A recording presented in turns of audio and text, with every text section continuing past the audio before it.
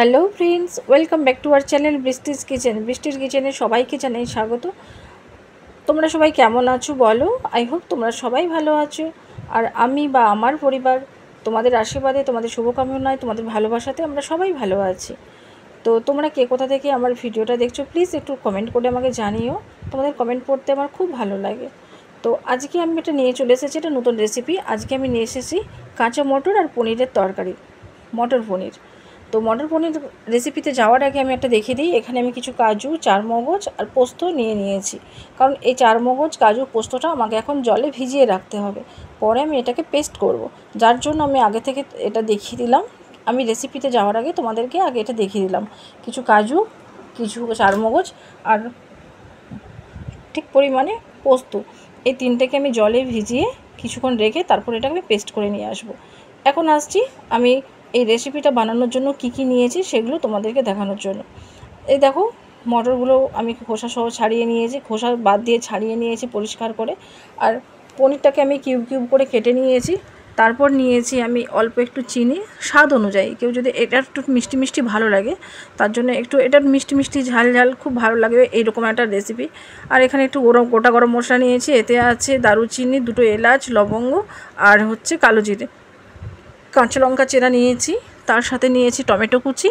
আর এখানে আমি নিয়েছি আদা রসুন পেস্ট। আদা রসুন পেস্টটা আমি নিয়েছি, অনেকে রসুন দেয় অনেকে দেয় না, তবে আমি এখানে রসুনটা দিই। তোমরা রসুনটা না চাইলে স্কিপ করতে পারো, শুধু আদা বাটা দিতে পারো। তো রসুনটা দিলে তার একটা টেস্ট লাগে ভালো।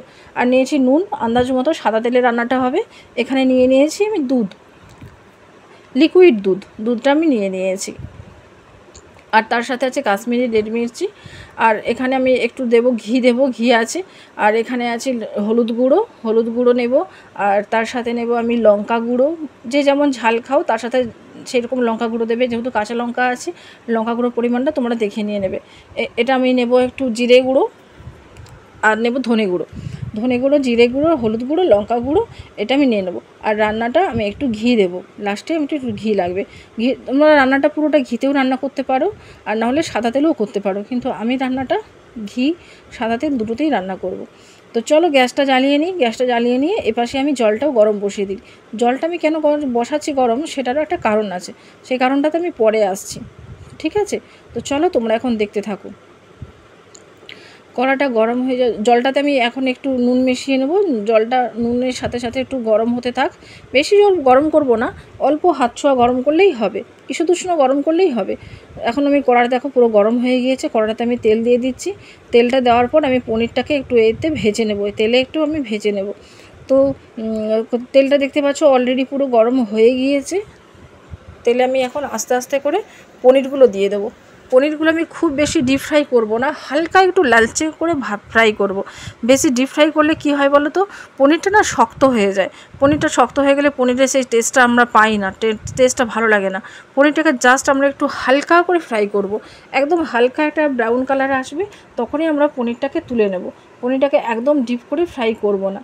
দেখো পনিরটা একটু হালকা হালকা একটু কালার এসে গিয়েছে, তো পনিরটাকে আমরা বেশি ফ্রাই করব না, তুলে নেব। আর ওই দিকে দেখো আমি সেই যে পোস্ত, চারমগজ আর কাজুটা দিয়েছিলাম, সেটাকে আমার বাটা হয়ে গিয়েছে, সেটাকে আমি বেটে নিয়েছি। তো দেখো আমি পনিরটাকে তুলে আমি ওই জলটাতে দিয়ে দেবো। ওই নুন জলটাতে যদি আমি পনিরটাকে দিয়ে দিই, তাহলে পনিরটা কী হবে বলো তো, নুনটাও ঠিক ঠিক পরিমাণে পনিরের ভেতরে চলে যাবে, আর পনিরটাকে খুব সফট হয়। এটা হলো আজকের টিপস।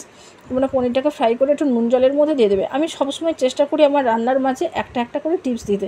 এখন দেখো ওই তেলের মধ্যে আমি চিনি দিয়ে দিলাম। পনিরের হালকা গুঁড়োগুলো না একটু কালো কালো হয়ে গিয়েছে, ওটা তোমরা স্কিপ করতে পারো, কোনো অসুবিধে নেই। তো এই দেখো, আমি সবসময় চেষ্টা করি আমার প্রত্যেকটা রান্নার মাঝে একটা ছোটোখাটো কিছু টিপস দিতে।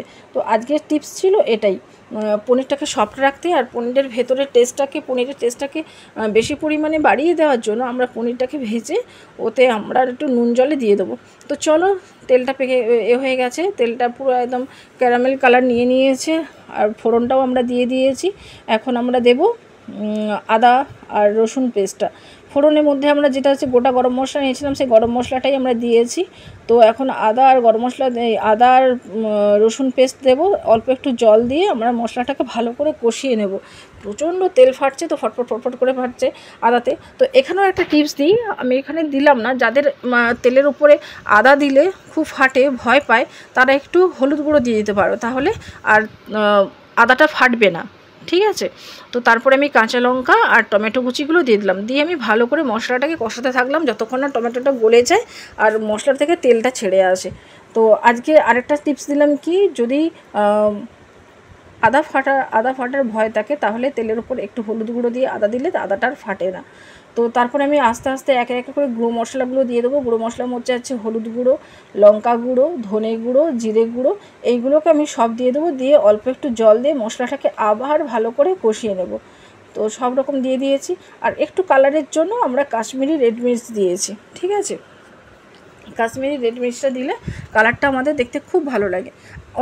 যারা আবার এই তরকারিটা মানে এই রেসিপিটা যারা সাদা খেতে চাও, সাদা খেতে চাও, তারা হলুদ গুঁড়ো, লঙ্কা গুঁড়ো আর কাশ্মীরি রেড মির্চটা স্কিপ করতে পারো।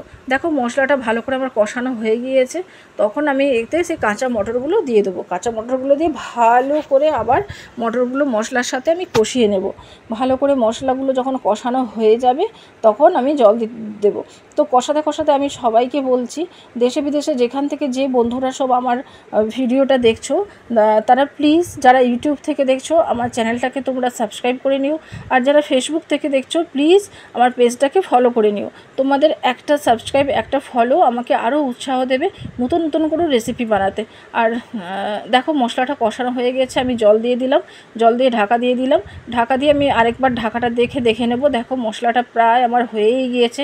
মটরগুলো এখন সেদ্ধ হয়ে গেছে নাকি আমি একটু টেস্ট করে দেখলাম যে মটরটা প্রায় সেদ্ধই হয়ে গেছে। এখন আমি দুধ দিয়ে দেবো, যে দুধটা রেখেছিলাম সেই দুধটা আমি দিয়ে দেবো।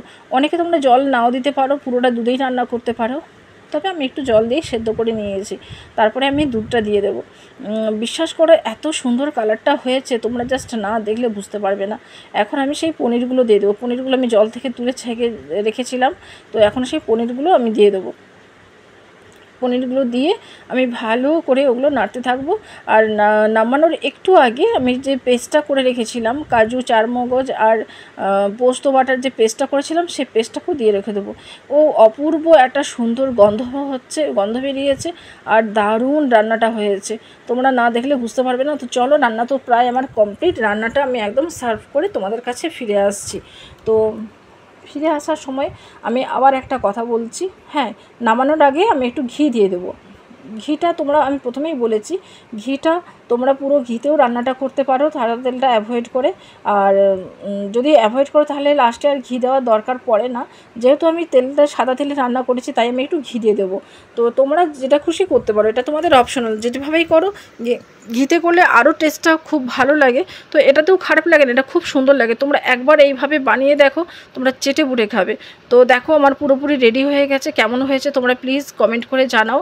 আর যে যেখান থেকে দেখছো ভিডিওটা, প্লিজ আমার পাশে থেকো, আমাকে এইভাবে সাপোর্ট করো। তোমরা অনেক সাপোর্ট করো আমায়, তোমরা এইভাবে সাপোর্ট করো। আর তোমাদের যদি কোনো ইচ্ছে মতো কোনো রেসিপি জানতে চাও, প্লিজ আমাকে কমেন্ট করে জানাও, তোমাদেরকে আমি সেই রেসিপিটা জানাবো।